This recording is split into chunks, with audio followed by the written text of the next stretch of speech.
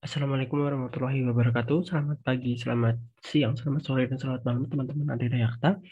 Kembali lagi di video pembelajaran Adedayakta di pertemuan ke-12 mata kuliah akuntansi keuangan lanjutan 2 terkait dengan akuntansi likuidasi persekutuan atau partnership liquidation. Sebelumnya kenalin, nama aku Syahlan dari kelas 610.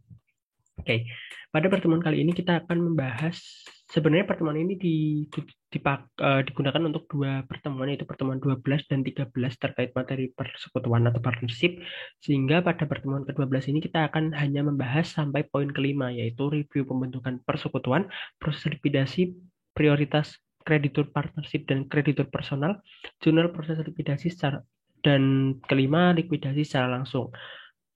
Sebenarnya partnership ini sudah kita pelajari di mata kuliah pengantar akuntansi 2 di semester kedua dulu, yang kita juga sudah belajar sampai dengan tahap pembubaran partnership. Dan kali ini juga tidak jauh berbeda dengan pada saat kita di pengakun 2. Oke, sedikit review terkait dengan pembentukan partnership. Jadi sebuah partnership merupakan asosiasi dari dua orang, minimal dua orang untuk membuat partnership atau lebih untuk menjalankan bisnis sebagai pemilik bersama untuk mendapatkan keuntungan atau profit oriented.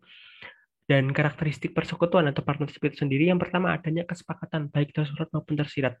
Nah, kesepakatan ini bisa kita bilang sebagai akta pendirian partnership, atau misalkan ada ART partnership yang itu nantinya di perjanjian kesepakatan tersebut memuat terkait dengan siapa saja pemegang modal, kemudian siapa saja, eh, bagaimana mengalokasikan modal, berapa proporsi pengalokasiannya, kemudian siapa saja yang menjadi partner yang mengurus partnership, dan siapa saja yang menjadi partner yang pasif, kayak gitu. Kemudian yang kedua dioperasikan untuk menghasilkan keuntungan atau profit oriented. Kemudian yang ketiga, anggota harus menjadi pemilik bersama. Alasan pembentukan partnership yang pertama adalah memungkinkan pengumpulan modal dan sumber daya lainnya tanpa kerumitan dan formalitas seperti perseroan. Karena partnership itu bisa terjadi atau bisa terbentuk dengan dua orang atau lebih tanpa harus adanya stakeholders berupa pemegang saham, maka pendirian partnership dan perolehan sumber permodalan partnership jauh lebih mudah dibandingkan dengan perseroan. Perseroan untuk mendapatkan modal dia harus menerbitkan saham, dan proses penerbitan saham itu tidak semudah yang ketika kita melakukan pembentukan partnership. Jadi proses perolehan modal dari perseroan itu jauh lebih rumit, jauh lebih panjang prosesnya daripada persekutuan. Terus kemudian yang kedua adalah lebih mudah dan lebih murah dibandingkan membentuk perseroan.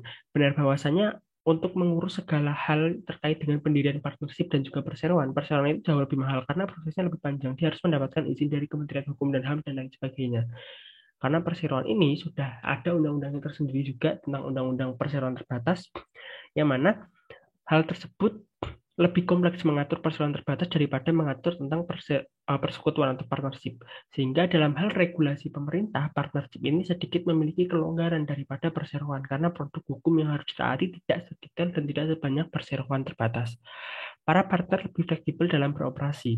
Karena partnership ini terdiri dari orang-orang yang patungan untuk membentuk perusahaan atau menyetorkan uang modalnya, maka para partner ini lebih fleksibel karena keputusan hanya akan dirundingkan oleh para partner. Beda dengan perseroan yang mana keputusan itu ditentukan dari rapat umum pemegang saham. Yang mana pemegang saham nggak cuma satu, biasanya banyak sekali. Kemudian keuntungan lagi adalah penghasilan persekutuan tidak dikenakan pajak. Ini juga berbeda dengan perseroan terbatas, yang mana penghasilan perseroan terbatas itu dikenakan pajak, sedangkan partnership atau persekutuan tidak dikenakan pajak. Nah, di partnership itu ada dua jenis partner atau ada dua jenis anggota. Yang pertama adalah general partnership atau yang kita eh, biasanya yang kita sebut dengan partner yang aktif. Setiap anggota adalah general partner. Karakteristiknya agen saling timbal balik, adanya hak untuk melepaskan kepemilikan persekutuan, kewajiban tidak terbatas, jangka waktu terbatas atau tidak tertentu. Jadi ketika kita membentuk partnership misalkan dengan teman kita dan kemudian kita memutuskan sebagai partner yang aktif mengurus perusahaan, maka tanggung jawab kita pada perusahaan itu tidak terbatas pada uang yang kita setorkan. Misalkan kita setorkan uang 50 juta, maka tanggung jawab kewajiban kita tidak terbatas pada uang 50 juta itu karena kita partner yang aktif. Kenapa demikian? Karena partner yang aktif itu juga mendapatkan benefit yang lebih daripada partner yang pasif. Benefit itu tertuang dalam adanya kesepakatan atau yang tersurat maupun tersirat ini, yaitu berupa pembagian laba, yang mana partner yang aktif itu biasanya mendapatkan kompensasi lebih tinggi atau lebih besar daripada partner yang pasif. Partner yang pasif atau limited partnership minimal terdiri dari satu general partner dan satu limited partner. General partner mengelola perusahaan atau partner yang aktif kemudian bertanggung jawab atas kewajiban perusahaan. Sedangkan limited partner mereka hanya menitipkan modal atau patungan, menyerahkan uang, kemudian kewajibannya terbatas pada modal yang disetorkan dan tidak berpartisipasi dalam manajemen. Karena dia tidak berpartisipasi dalam manajemen operasi perusahaan, maka dari itu income atau benefit yang dia dapatkan dari partnership juga tidak akan sebanyak dengan general partner yang aktif mengurus perusahaan. Memungkinkan general partner untuk mendapatkan modal tanpa menyerahkan manajemen kontrol. Kemudian ada lagi istilah terkait dengan joint venture. Joint venture yaitu pengaturan oleh dua pihak atau lebih untuk mencapai tujuan tunggal atau terbatas untuk keuntungan bersama. Jangka waktu joint venture ini terbatas, hubungan diatur dengan kesepakatan tertulis. Setiap pihak berpartisipasi dalam manajemen secara keseluruhan, jadi tidak ada yang pasif. Kemudian umumnya diselenggarakan sebagai perusahaan atau kemitraan. Secara umum, hukum kemitraan berlaku untuk usaha patungan kemitraan. Kewenangan joint venture terbatas pada tingkat yang lebih besar daripada mitra umum. Nah, terkait dengan materi partnership ini nanti sebenarnya kita akan lebih fokus terkait dengan bagaimana pembubaran partnership. Jadi, untuk yang pembentukan partnership ini cuma sekedar review, dan di sini ada contoh transaksi terkait dengan pembentukan partnership, yaitu Tom dan Julie membentuk kemitraan konsultasi manajemen pada tanggal 1 Januari 2021. Berikut nilai wajar aset bersih yang diinvestasikan oleh setiap mitra. Guys, untuk Tom yaitu 13, untuk Julie 12, account receivable-nya 8 dan juga 6, office supplies-nya 2.800, office equipment dari Tom 30 dan Julie 0, land-nya dari Tom 0, dari Julie 30 dan seterusnya.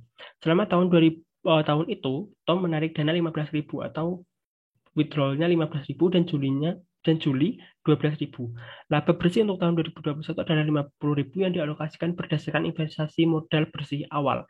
Jadi melakukan alokasi laba dari sebuah persekutuan atau partnership itu bisa dilakukan dari beberapa skema. Yang pertama, dilakukan secara proporsional sesuai dengan modal yang disetor. Yang kedua, dilakukan secara adil untuk partner yang aktif maupun yang pasif. Dan yang ketiga, bisa dilakukan secara merata, misalkan 50-50 atau 20-20-20-20-20 untuk partner yang anggotanya 5 misalkan. Jurnal yang akan kita catat untuk mencatat setoran awal yaitu cash-nya 13.000, account receivable-nya 8.000, ini untuk yang setoran dari Tom, untuk setoran yang dari Tom. Kemudian office supplies-nya 2.000, office equipment-nya 3.000, dan kreditnya dia hanya terdiri dari accounts payable. Jadi selisih antara aset yang diserahkan dan adanya hutang pribadi Tom, maka akan menjadi capital atau Tom capital. Sedangkan untuk jurnal penyetoran modal awal Juli, cash-nya 12.000, account receivable-nya 6.000, office supplies-nya 800, land-nya 30.000, dan ada accounts payable 5.000, serta modal payable-nya 18.800. Sehingga selisihnya akan menjadi capital, yaitu sebesar 25.000. Kemudian jurnal untuk mencatat withdrawal atau penarikan dana pribadi, yaitu untuk Tom, maka dia akan mendebit akun Tom Drawing atau preferred, yaitu 15.000 dan cash-nya 15.000, sedangkan Juli 12.000. Jurnal penutup terkait dengan transaksi tersebut di akhir periode, mereka akan melakukan penutupan terkait dengan laba yang diperoleh di tahun berjalan, yaitu 50.000 dan dialokasikan untuk Tom ini 33.553, sedangkan untuk Juli 16.443. Ini perhitungan berdasarkan ketentuan di soal yaitu investasi modal awal bersih. Jadi mereka dialokasikan berdasarkan investasi modal awal bersih. Kemudian untuk menutup penarikan dana pribadi atau drawing ini dia akan mengurangi capital, sehingga ketika jurnal penutup Tom capitalnya di debit dan Tom drawingnya di sebelah kredit atau dibalik, sehingga Tom drawingnya 0 dan capitalnya berkurang. Itu untuk jurnal pembentukan partnership atau jurnal di awal partnership. Selanjutnya proses likuidasi. Di proses likuidasi ini dilakukan beberapa tahap, gitu ya. Yang pertama, jika likuidasi yang dilaksanakan tidak pada awal atau akhir tahun, maka dilakukan proses perhitungan laba rugi sampai saat likuidasi. Laba tersebut kemudian dialokasikan kepada para model para sekutu. Jadi proses likuidasi itu bisa dilakukan kapan saja, tidak harus menunggu awal tahun ataupun akhir tahun atau di akhir periode. Dan ketika proses likuidasi itu dilakukan di pertengahan tahun atau di masa antara awal hingga akhir tahun, maka harus dihitung berapa sih laba sampai dengan tanggal likuidasi. Kemudian yang pertama, yang selanjutnya adalah melakukan konversi aset non-kas menjadi kas. Bisa dijual kepada pihak ketiga atau dibeli oleh sekutu dari partnership itu sendiri. Jika ada selisih antara nilai buku dengan harga jualnya, maka selisih tersebut dialokasikan kepada para sekutu sesuai dengan perjanjian pembagian laba rugi yang telah ditetapkan. Misalkan ada aset partnership berupa equipment. Equipment tersebut dijual kemudian mendapatkan laba 10.000 dan 10.000-nya ini akan dialokasikan kepada para sekutu sesuai dengan perjanjian pembagian laba atau keuntungan di awal, misalkan 30-20, misalkan 30-70 atau 50-50 kayak gitu. Kemudian yang ketiga yaitu jika ada akun modal salah seorang sekutu yang bersaldo debit, maka akan ditutup dari akun saldo piutangnya. Tapi jika yang bersangkutan tidak memiliki saldo piutang, sekutu tersebut harus menyerahkan harta pribadinya ke persekutuan untuk menutup saldo debit modalnya. Jika sekutu tersebut tidak mempunyai harta pribadi, maka saldo modalnya akan ditanggung oleh para sekutu lainnya. Jadi memungkinkan saja ketika nanti di masa pembubaran atau likuidasi partnership ada salah seorang sekutu yang mana modalnya ketika pembubaran itu bersaldo debit, artinya minus.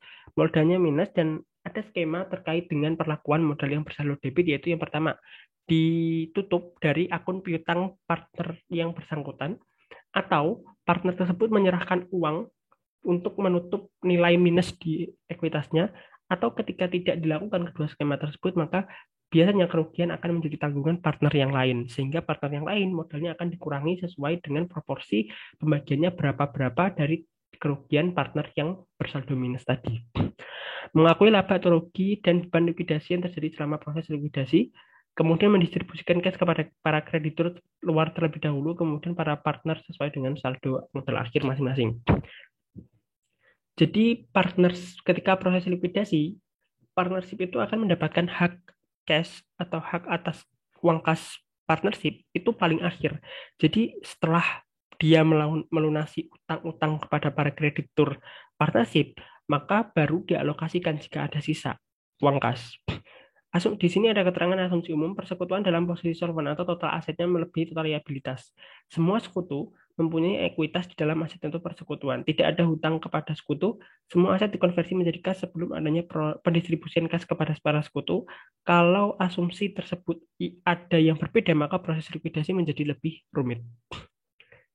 Nah, proses likuidasi inilah yang kita pelajari di pengantar akuntansi 2 dulu. Jadi yang pertama kita melakukan perhitungan laba ruginya, kemudian melakukan konversi aset non cash menjadi cash, kemudian ketika ada yang bersaldo minus, maka itu akan menjadi tanggungan sekutu yang bersangkutan atau menjadi tanggungan sekutu yang lain.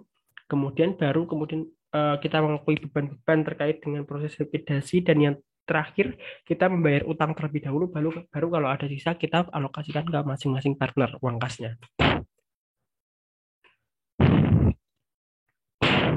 Kemudian nomor 3, subbab ketiga, prioritas kreditur partnership dan kreditur personal.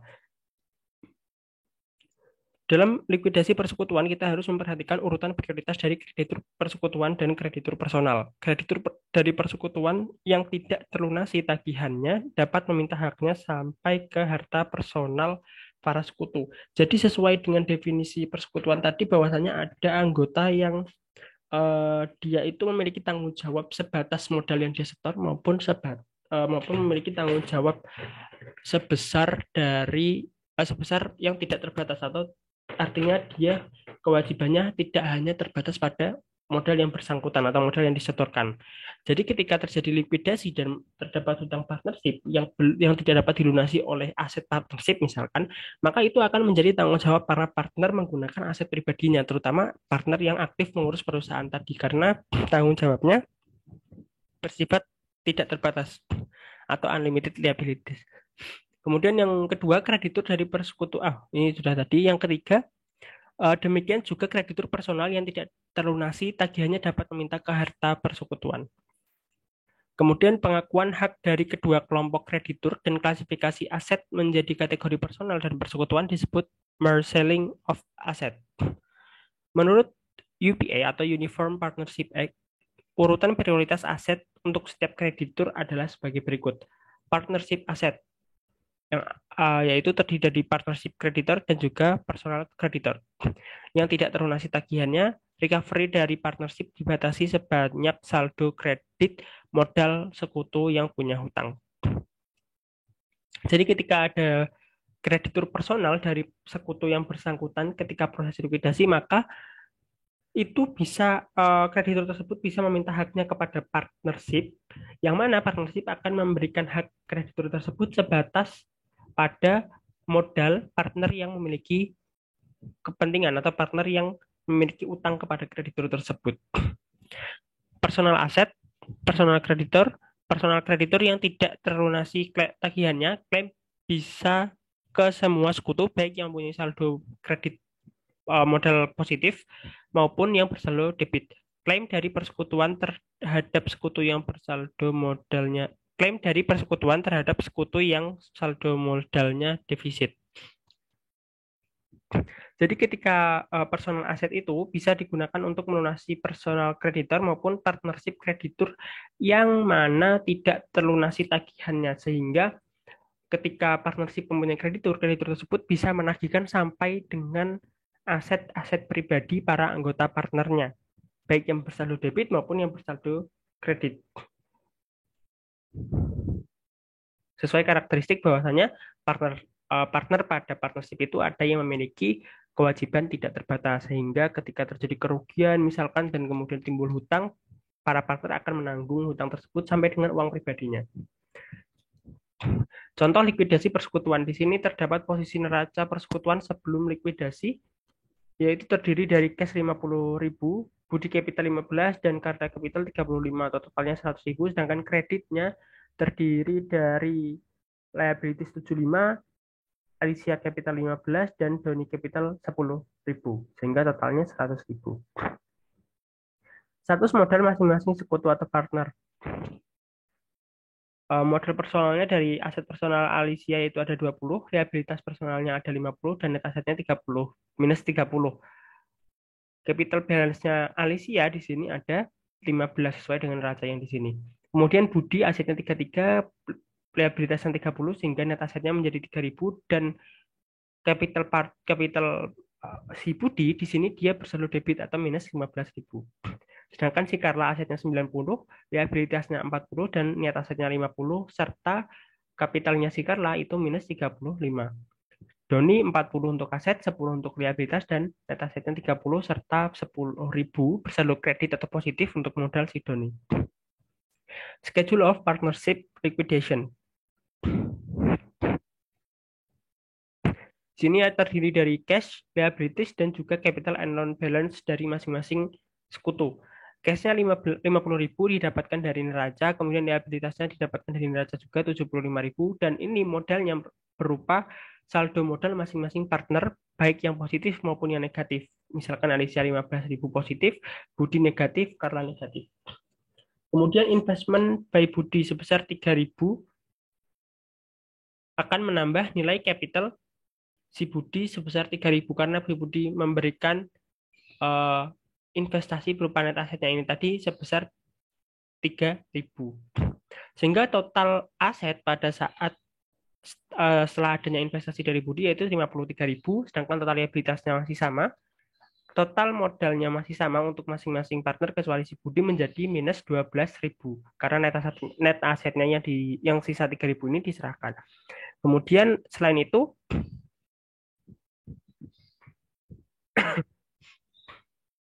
kemudian ada 4.000 dari Alicia minus 4.000, kemudian si Carla minus 4.000, dan si Doni juga ada minus 4.000, sehingga menjadi total cashnya ini tetap 53.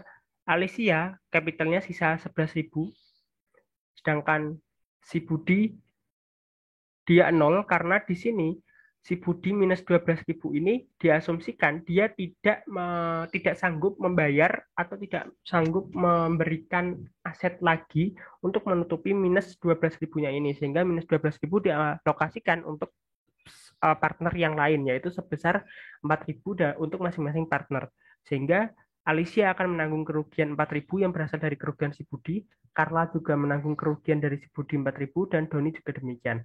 Sehingga total modal Alicia tinggal 11.000, Doni menjadi minus 39.000 dan Carla minus 39.000 dan Doni menjadi 6.000. Kemudian investment by Carla. Carla tadi memiliki net asset sebesar 50.000, tapi dia hanya menginvestasikan sebesar 39.000 untuk menutupi kerugiannya dia yang 35.000 dan kerugian dari si Budi 4.000. Sehingga total cash-nya pada saat itu menjadi 92.000, liabilitas yang tetap, capital Alicia tetap, capital Budi dan Carla menjadi 0 karena sudah tertutupi, sedangkan capital Sidoni sisa 6.000. Kemudian terdapat pelunasan utang karena urut-urutannya tadi adalah melakukan konversi aset non kas, karena di sini asetnya cuma kas doang, jadi tidak ada konversi aset non kas. Kita langsung ke pembayaran utang. Jadi ada utang 75.000 dibayar sehingga dia mengurangi cash dan total cashnya sisa 17.000, liabilitasnya 0, capitalnya tidak berpengaruh, dan 17.000 ini nantinya dia akan dialokasikan ke masing-masing partner yang memiliki saldo modal positif, yaitu Alicia 11.000 dan juga Doni 6.000. Sehingga total endingnya pada saat pada saat pembubaran persekutuan, dia akan menjadi 0 semuanya. Cashnya 0, liabilitas 0, dan capitalnya dari masing-masing partner dia juga 0. Budi harus setor uang duluan dibandingkan dengan Carla karena aset neto Budi sebesar 3.000. Lebih kecil daripada saldo debit modalnya yaitu 15.000. Dengan demikian, saldo debit Budi setelah dia setor aset ke persekutuan akan ikut ditanggung oleh Carla yang mempunyai net aset lebih besar dibandingkan dengan saldo debit modalnya. Jadi net asetnya si Carla di sini kan 50.000, sedangkan modalnya dia minusnya cuma 35.000, sehingga ketika dinetkan dia akan menjadi 15.000, masih positif 15.000 untuk si Carla, sehingga si Carla akan ikut menanggung hutangnya si Budi sebesar 4.000 tadi. Next, kita lanjut ke subbab keempat, jurnal proses likuidasi. Secara umum, jurnal yang dibuat pada proses likuidasi akan sangat terkait dengan proses likuidasi yang dilakukan. Maka jurnal yang harus dibuat adalah sebagai berikut. Sesuai persentase pembagi adalah sebagai berikut. Yang pertama, jurnal untuk mencatat proses realisasi, yaitu konversi non-cash aset menjadi cash, sekaligus alokasi laba rugi dari realisasi kepada kapital masing-masing sesuai persentase pembagian laba atau rugi yang disepakati. Juga jurnal untuk mencatat pembayaran biaya likuidasi atau ditemukannya liabilitas baru yang keduanya diakui sebagai loss dan juga dialokasikan loss ini kepada para partner. Jadi ketika melakukan konversi aset non cash dan menimbulkan laba maupun rugi dari konversi tersebut, misalkan penjualan aset tetap, maka laba atau rugi itu akan dialokasikan ke kapital masing-masing partner sesuai dengan proporsi pembagian yang sudah dijanjikan di awal pada saat pendirian partnership. Yang kedua, jurnal untuk mencatat pembayaran klaim klaim kreditor, yaitu priority liability, yang mana pelunasan utang itu akan menjadi hal yang sangat diutamakan daripada pembagian kepada para partner. Yang ketiga, jurnal untuk mendistribusi cash kepada partner, baik yang didasarkan pada safe payment schedule maupun cash distribution plan. Di sini ada ilustrasi jurnalnya. Yang pertama, di sini jurnal realisasi atau konversi non cash asset dengan adanya keuntungan. Nah, ketika kita misalkan menjual equipment, misalkan seharga equipmentnya nilainya di neraca 10.000, tapi kita jual 15.000. Jadi di sini cash-nya nanti akan 15.000, non cash assetnya ini atau equipment akan 10.000 dan 5.000-nya akan dialokasikan ke ABC Capital sesuai dengan proporsi masing-masing. Kemudian yang kedua, ketika ada loss, cash-nya misalkan 10.000, sedangkan non cash asetnya 15.000. Ada kerugian 5.000 dan kerugian ini akan menjadi pengurang dari capital. Kalau misalkan kita mau bayangin laba yang ada di income statement atau net income atau laba itu dia akan masuk ke laporan perubahan ekuitas dan dia akan menambah capital atau menambah ekuitas. Sehingga ketika di sini ada gain maka capitalnya di kredit bertambah. Sedangkan ketika ada loss capitalnya debit. Loss itu akan mengurangi nilai capital. Jurnal realisasi atau konversi non cash asset tanpa diterima cash. Semua jadi loss seperti penghapusan intangible asset. Sama seperti jurnal yang sebelumnya ini, ketika terjadi loss, namun bedanya dia tidak ada penerimaan uang. Sehingga dia akan mendebit akun-akun modal dan kreditnya langsung ke aset yang bersangkutan. Kemudian jurnal offset loan to partner. Loan from partner tidak di offset.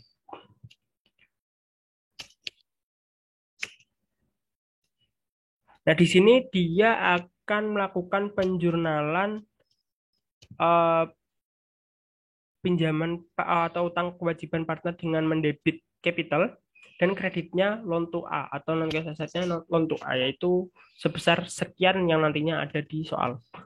Jurnal untuk mencatat unrecord liability. Ketika melakukan pencatatan liabilitas yang sebelumnya tidak dicatat, maka dia akan mengkredit liabilitas untuk memunculkan utang itu dan mendebit akun-akun capital, akun-akun modalnya. Karena apa? Nantinya liabilitas itu kan akan dilunasi menggunakan uang-uang kas perusahaan, sehingga uang kas tersebut ketika digunakan untuk membayar liabilitas, maka akan semakin sedikit uang kas yang diterima pada saat distribusi cash kepada para partner, sehingga di sini dia mendebit capitalnya gitu, mengurangi jatah capitalnya. Untuk jurnal untuk mencatat pembayaran biaya-biaya likuidasi. Nah, di sini ketika proses likuidasi sudah tidak ada lagi jurnal misalkan beban pada cash dan lain-lain. Bisa misalkan mau di jurnal seperti itu, tapi nantinya akan ada jurnal untuk ngebalik beban itu sehingga langsung dikurangi ke kapitalnya. Jadi kalau di sini jurnalnya langsung kapital pada cash, sebesar kapitalnya ini adalah alokasi sesuai proporsi dikalikan dengan biaya yang terjadi. Misalkan biayanya 10.000 dan untuk A kapital ini 20%, berarti dia akan mendebit di A kapital 2.000. Begitu seterusnya. Misalkan kita jurnal liquidation expense pada cash 10.000, dan nanti kita jurnal lagi yang kedua itu adalah jurnal untuk alokasi ke kapitalnya, berarti capital A, B, C, dan kreditnya liquidation expense kayak gitu. Jurnal pembayaran klaim kreditor atau priority liability atau jurnal pembayaran utang ini sama seperti biasa ketika membayar utang, yaitu liabilitas dan cash. Kemudian jurnal penerimaan cash dari partner yang bersaldo debit. Di sini nomor jurnal yang putih ini dia itu diasumsikan partner yang bersaldo debit itu atau bersaldo negatif dia memiliki kemampuan untuk melunasi atau untuk menutupi saldo modalnya yang negatif, sehingga ketika dia menutupi itu dengan menyetorkan cash, partnership akan membuat jurnal penerimaan cash sekian rupiah dan mengkredit capital si partner yang bersangkutan supaya bisa menjadi nol kapitalnya. Karena kan dia awalnya bersaldo debit misalkan 10.000. Maka di sini dia akan dicatat 10.000 dan kapitalnya 10.000 supaya nanti kapitalnya ketika dinetkan dia akan nol. Jurnal distribusi cash kepada partner. Asumsi A bersaldo debit seperti pada jurnal sebelumnya. Karena asumsinya A bersaldo debit seperti jurnal sebelumnya, maka dia tidak akan mendapatkan distribusi cash. Karena apa? Dia justru yang memberikan cash untuk menutupi modal dia yang negatif. Sehingga pembagiannya hanya akan ke jurnalnya capital C B dan capital C C sesuai dengan proporsinya. Catatan, baik menggunakan safe payment schedule maupun cash distribution plan, hasil perhitungan distribusi cash akan sama. Baik menggunakan safe payment schedule maupun cash distribution plan, jurnal yang dibuat juga akan sama. Safe payment schedule dan cash distribution plan ini akan kita temui nanti di likuidasi secara bertahap yang itu akan ada di pertemuan ke-13. Selanjutnya subbab yang terakhir di pertemuan ke-12 yaitu likuidasi secara langsung. Yang ini kita pelajari di pengakun 2. Berdasarkan saat dan cara pendistribusian kas, likuidasi dapat menjadi dua macam, yaitu secara langsung maupun secara langsung setelah proses realisasi non-cash aset, likuidasi secara langsung dan likuidasi yang berlangsung setiap saat setelah aset non-cash terjual atau likuidasi bertahap. Dalam likuidasi secara langsung, pembayaran kepada para sekutu dilakukan setelah seluruh non-cash aset dijual. Jadi ketika seluruh aset-aset berupa equipment maupun yang lainnya selesai dijual, selesai dikonversi menjadi cash, barulah pada saat itu terjadi pembayaran kepada para sekutu.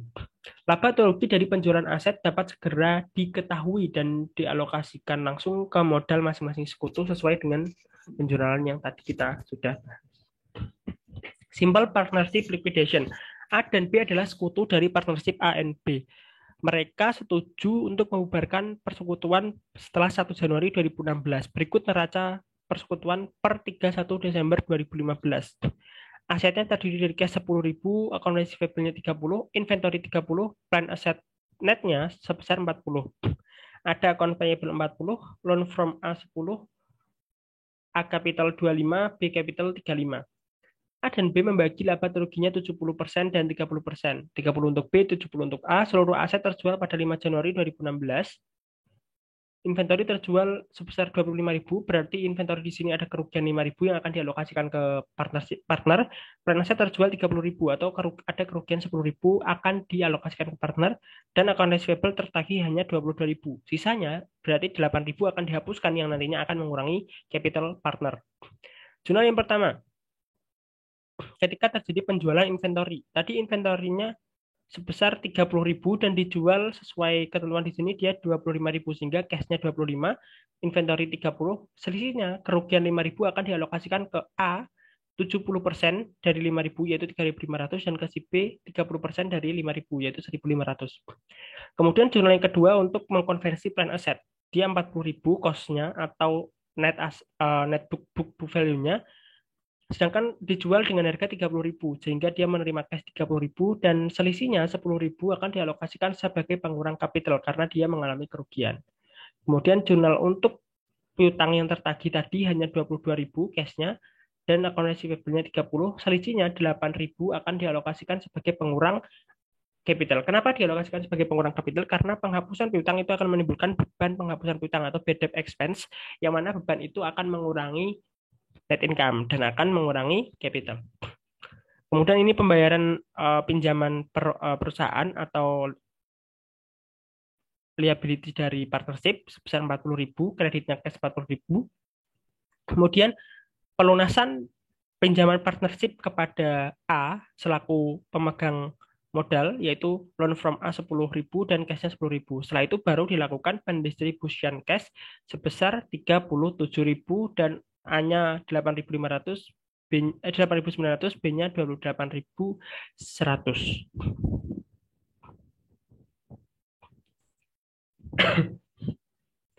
Kemudian ketika terjadi partner yang memiliki saldo modal debit atau saldo modal negatif, dalam likuidasi persekutuan yang solvan tersedia banyak sumber dana untuk membayar kreditur dan mendistribusikan uang kas pada para sekutu. Tetapi dalam proses likuidasi mungkin terjadi rugi yang menyebabkan modal sekutu bersaldo debit.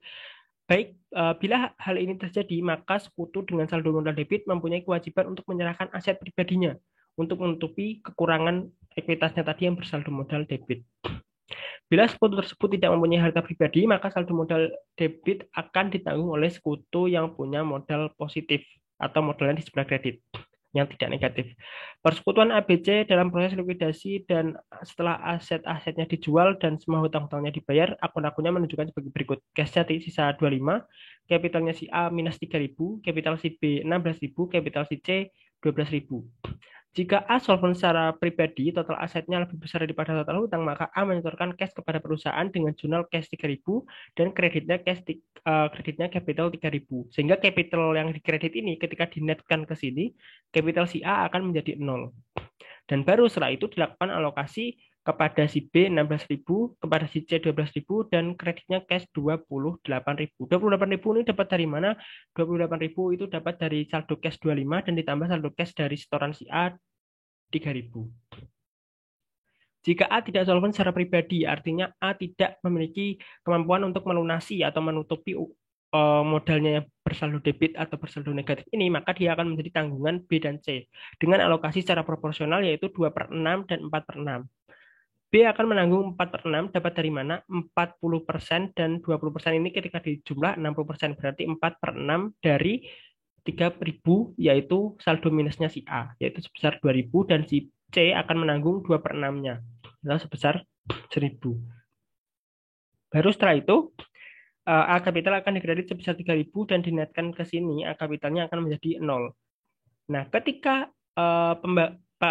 ketika distribusi cash untuk capital B dan capital C, dia sudah mengalami pengurangan sebesar 2.000 dan 1.000 sehingga sisa kapitalnya si B akan menjadi 14.000 dan sisa kapitalnya si C akan menjadi 11.000 sehingga yang dialokasikan tetap sesuai dengan saldo cash di sini 25.000. Bedanya hanya pada saat jurnal pendistribusian ini angkanya berbeda.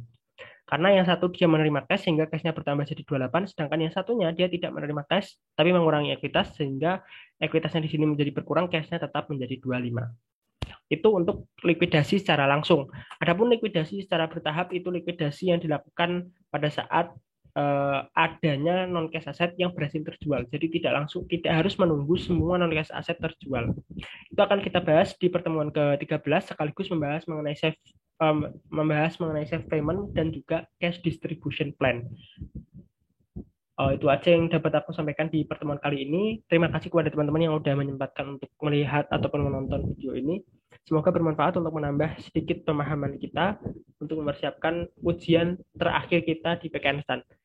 Semoga bermanfaat. Kurang lebihnya mohon maaf apabila ada salah dalam penyampaian. Teman-teman bisa konfirmasi ke dosen masing-masing karena aku juga hanya menyampaikan sepengetahuan aku dan pasti akan ada salahnya. Terima kasih. Assalamualaikum warahmatullahi wabarakatuh.